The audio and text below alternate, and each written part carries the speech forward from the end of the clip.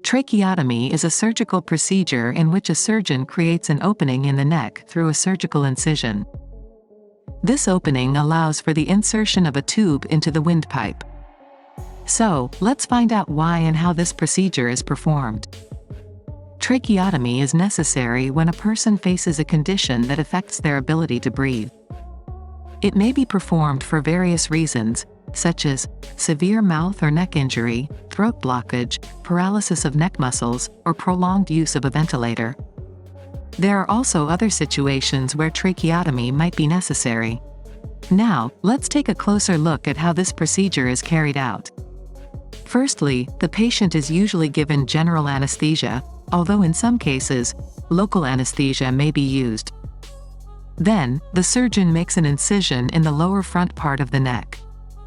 The surrounding muscles are carefully moved aside, and a small portion of the thyroid gland may be cut to expose the trachea.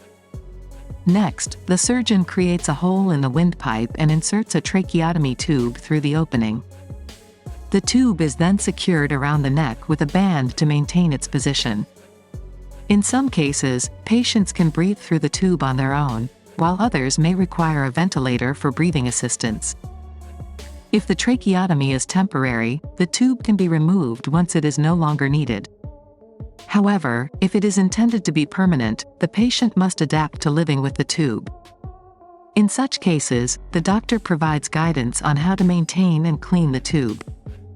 We hope this video has been informative for you.